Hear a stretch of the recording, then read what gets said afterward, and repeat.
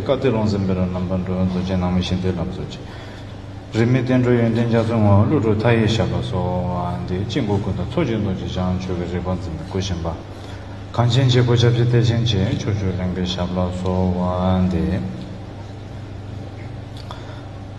Azamro Kebanza, BCC UK, Ko Buddha Jayanti, Ko Karikama, Sapele,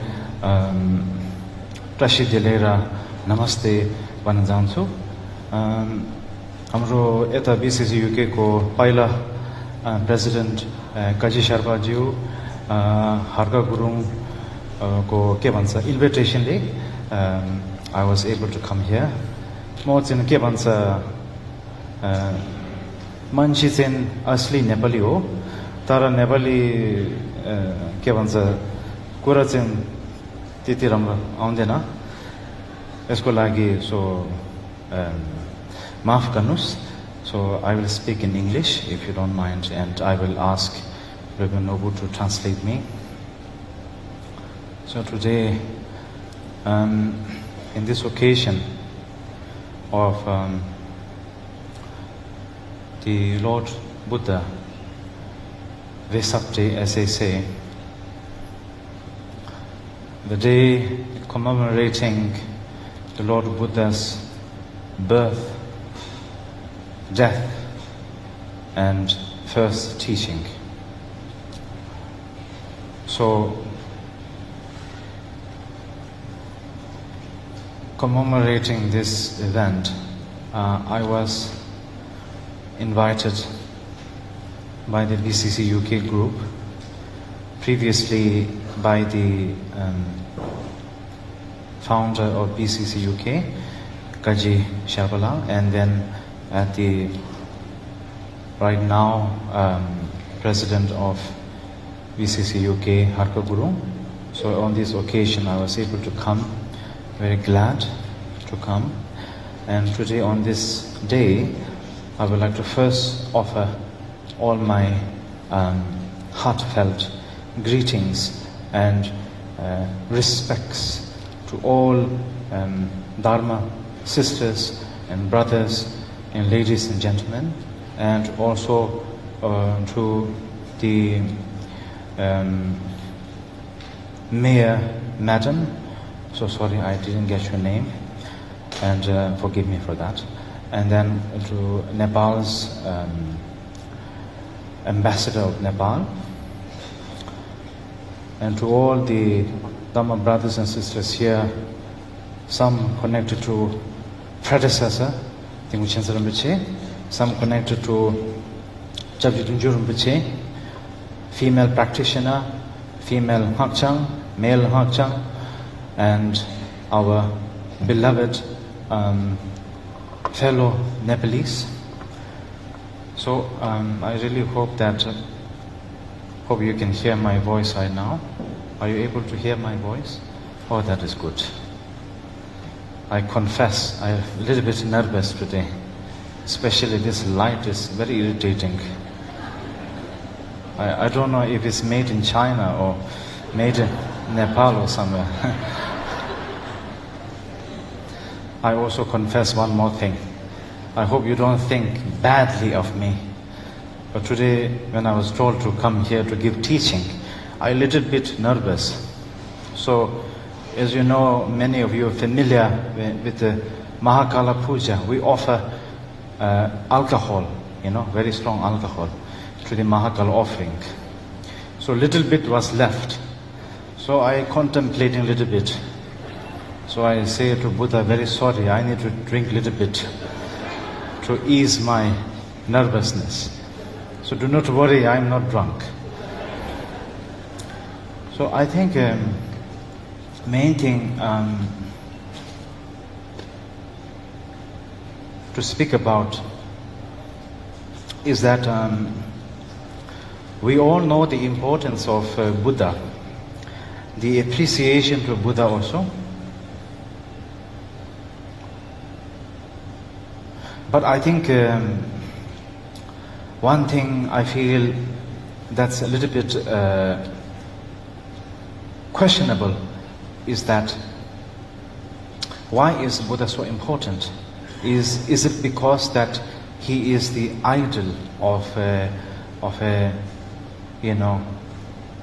respected idol, or is he a statue that we keep in the shrine or in the temple? I personally believe, by looking at Buddha's life story and what he has contributed to all of us, I feel personally and humbly, I think Buddha was a living example. You see, I always like to say this to everybody, whoever I know and whoever I meet. When we read stories of great practitioners, yogis, yoginis, either it is Sera Khandro or Milarepa or Jigme Lingpa or Jamen Chenze Wangpo, Choju Lingpa, or any of these great masters, I feel like it is important not to just look at them as this great being and then look at us as this not so great being and trying to be a great being and trying to get something we don't have. I think basically we all have all what we need, but it just takes a little bit of adjustment and a step, a big step, of course, a big step in the right way to recognize that quality within ourselves and then transform slowly, gradually and genuinely in the right way. That is what I think. So that means there is no difference from any of you to Buddha, Vajrayogini, Tara, Guru Rinpoche, or any of these enlightened beings. The only difference is it takes time for us to practice, to engage, to utilize, and to furthermore improve. That is what I think is the basis of our appreciation to these great beings. Not that they are something so big high up there and we can't touch them. They are exactly like us. They began like us. They lived like us. They had feelings like us. Sometimes I tease to people saying, I may be a Rinpoche, but I'm human. I have all the feelings, I have desire, I have ego, anger, attachment, sexual desire, all of that is inside me. But the difference, I could say, little bit of difference, humbly speaking, from me to a person, to another ordinary person, is that at least I'm aware of all of this inside of me. And I admit that to myself. And I'm honest about it, honest with my body, speech, mind, actions, and my contribution to myself and to others. And also to be very cautious and careful with such actions. Of course, that doesn't mean that there is no space of failure, mistakes, and improvement. I always like to say, without tasting poison, we do not know what is the definition of antidote. So I think this is a very important to think, And just my humble suggestion, I'm not here as a great teacher, sitting in this big throne. I have to tell you honestly, I think I'm the only Tibetan Lama. I hate sitting on throne. Because it's the worst idea, I think. Whoever Tibetan Lama came up with the idea of creating this as our seat, I would love to meet him and have a cup of tea and chit-chat. Because this is the worst idea to sit for a long time. Especially you can imagine during long drupchins for 6 to 8, 10 hours we have to sit on this. No toilet, we can't pee in the, And then the worst part is if you fall asleep. That is the worst part. Because you are so high up here, and when you fall asleep, everybody can see that. And if you were sitting in the corner, if you sleep, nobody cared about you. But if you're here, center of attention, Yeah, so, okay, joke aside. So this is something I think very important. And I think, we are living in this turmoil world. There's so much of disrespect, hatred, violence, so much of suffering and sadness is being boiled up in the world, around the whole world, amongst people, amongst nations, all kinds of things happening. It is very sad. It is very unfortunate. It is not so easy to stop that and to change that, as we all can agree upon that. But I think the only thing I always like to say is, if we can light a small, lamp in a big dark room, then that small lamp can actually lit up the whole dark room. So I feel like,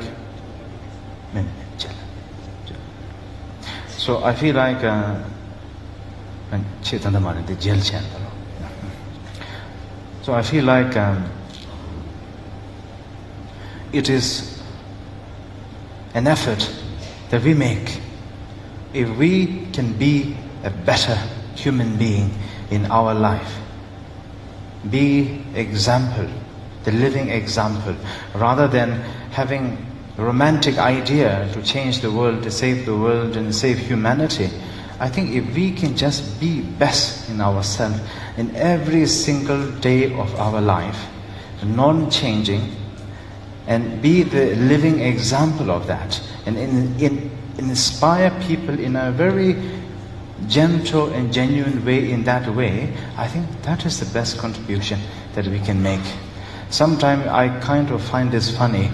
Many Buddhist people say this. They say, "Oh, I am Buddhist. I don't do practicing Dharma. I don't sit and chant.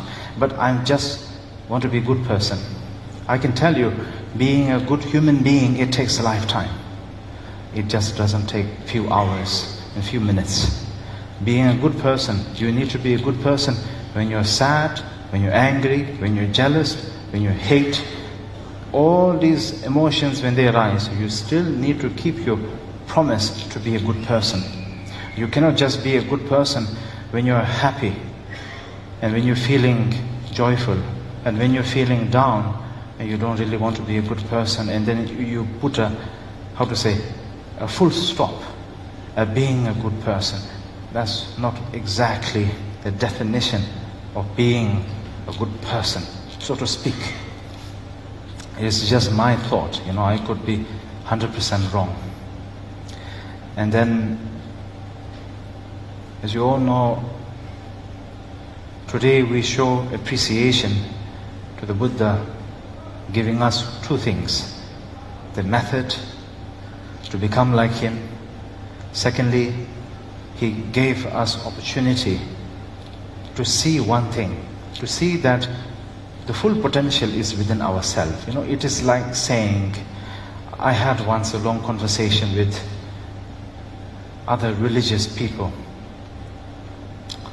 Christians and Muslims. And I always tell them, I say, you can call it stupid or ignorant belief, is that there is no such thing as God up there, but there is God in our heart. It's just if we can see that or not, and utilize that or not. That's the question. So that's something I also feel exactly with the Buddha's teaching. It's all about if we can see it or not see it. It's like saying to remain within the present moment of your inner quality, or not to remain with the quality that is within yourself. Yeah. And one more thing, I'm sorry because I'm a little bit rushing. I know everybody has limited time, and I want to respect that, not to keep you waiting too long. As you know, I'm Nepalese myself, so we are a little bit slow people, yeah, and very messy and loud, and we like to make a lot of mess around here, and everything becomes like a big mess. But we are very proud of that, I must say.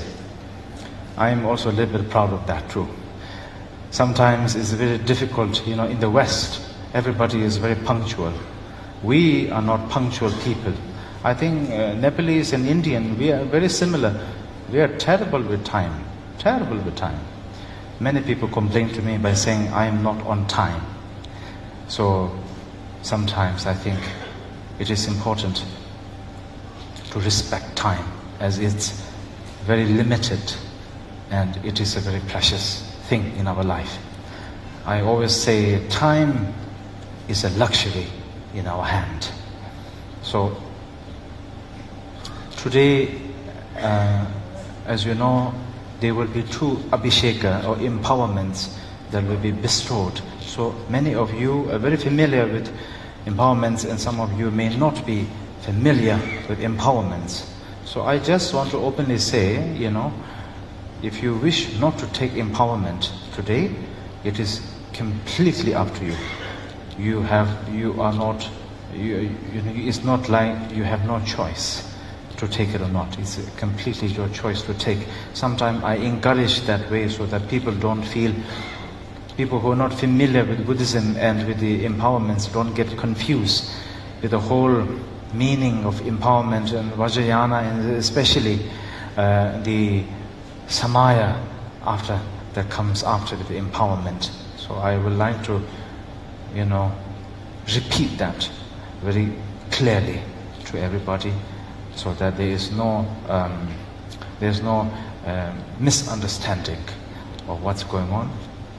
So basically the definition of Abhisheka and empowerment. And secondly, I am giving from the treasure revelation of my predecessor, Jabitin Chinsaram Rinpoche. He had a few treasure revelations. And this is the mind treasure revelation of Rangjupta Manhingtik. It is the wrathful Hayagriva in union with the consort. And the empowerment will be a short longevity empowerment. And I just want to say one more thing, is that many people, especially not in the Western society, I must say, in our Asian society, Nepalese, Tibetan, our Asian, we have a very wrong view of empowerment. We have this thinking that empowerment is a very easy thing, where a teacher reads some things and you repeat after the master, and then you receive some substances to put on your head and to take, and then the whole thing finishes and then it's done.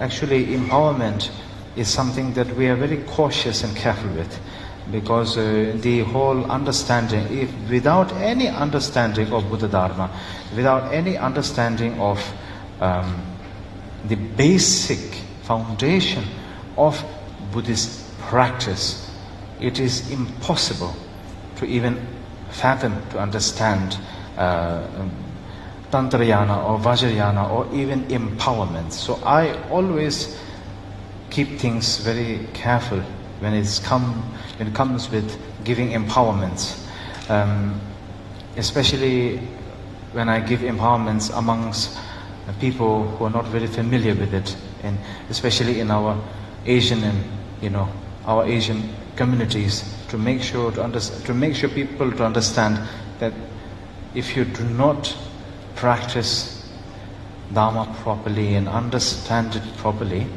to just receive lots of empowerment is not a good idea, because there is no blessing in just drinking water and eating substances and putting things on your head. There is no value, there is no meaning, there is no benefit in that. There is no magic in that.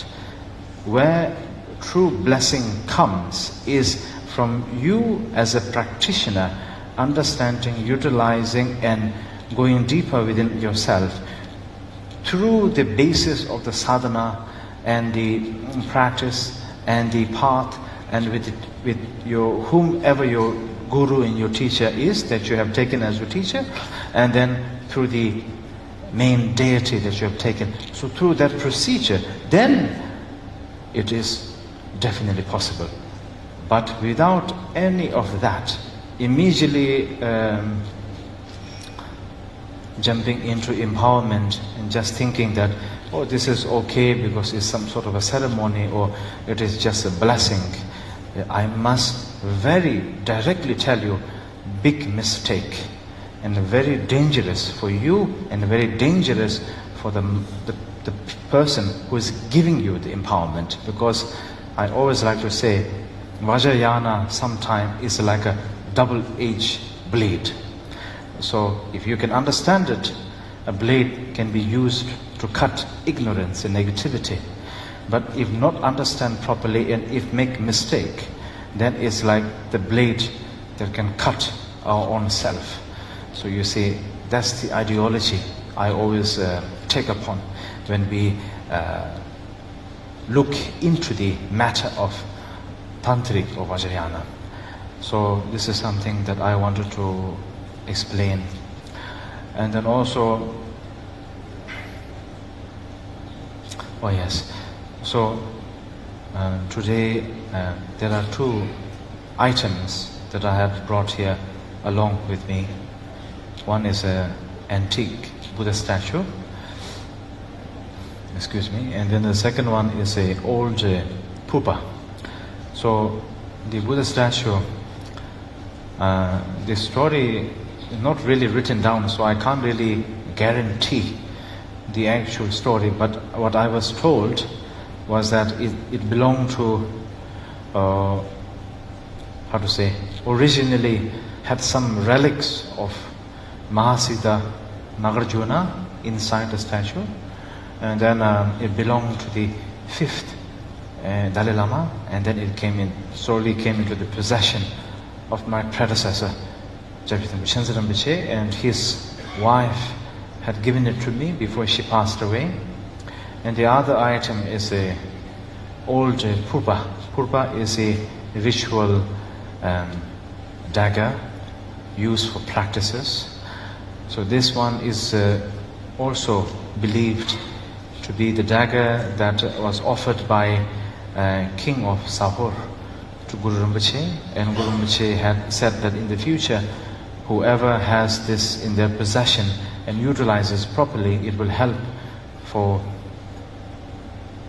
practitioners, for Buddhist and Vajrayana practitioners, and it will help to clear and be able to face obstacles of the time, and a lot of important blessings with it. And it has some inscription on the purpa that believed to be written by both Guru Rinpoche and Khandro Mendarawa. So this is the story I was told. So I can't really tell you if it's in a text or book or something to see physically, because I was told verbally. So it's here today. So I will be giving it later on as a blessing later on. So we will now enter into the main empowerment session. So I must thank you for your time and in bearing with me. And main thing during empowerment is just to have the proper intention, proper motivation, and at least the understanding of this empowerment. After the empowerment is completed, then I will request you to do some practices regarding as a continuity samaya of the empowerment that you will be receiving today, that I will offer. And then later on there will be some sessions where I will that you will need to repeat after me. At that time I will inform everybody and you just repeat after me the words slowly. So now, if you don't mind, if you could bear with me for a little bit, to my fellow Nepalese people here, few words needs to be said, so I hope you don't mind. So a few words in Nepalese and then we will begin the empowerment. Thank you. Check your corner sungshachi. Chitamashida Mansutering the young to at Mrs. Samakavuchung songs. When Koranzo Tamsika Tati Yagunache, the Media was Chungson, Tene, Zote, that is Sanji Jumdin Deke, Tuchen Res, Tuchen Manzum, says Tuchen Sumzum, says Sumdos, Tene Tatilla, Sanji Jumdin de la Kapa, Manzula, cutting Shava Yomaris, Sanji Jumdin de Nashi, Masucha Tugaris, chayate mizichik mizangbu chayata mizichik chonyamle yak chayares tene ngaranso tiling ta tana nge mashi deshe mangbu chayande wang shuya sayante ngasu nepali meta himalaya ni sayate wang sayate pe lelaw tongbu lelaw chuni mares gola shayata jida kala sayata penki mares wang sayate wang da dangwa meha sayante tila tene nyamlen chene tila tene yarje mando na wang de shuwa ina nangeng lama la parche tamse ki parche shunge nge midu la parche yung res tinza ka to di chana so sabsa na keshe res tene tamata la chana so wang shubi ka la chi ge chuchu da duzi da tsiri saya da ngola shaya tila jangba che tene sem ki chik thona ma de ba chene wang saya de nge gu lu nga yeso na pen sons nga yaboji chaya ji da cheba yaboji cheto ba ji nga kinle tamja chegin di tul sha as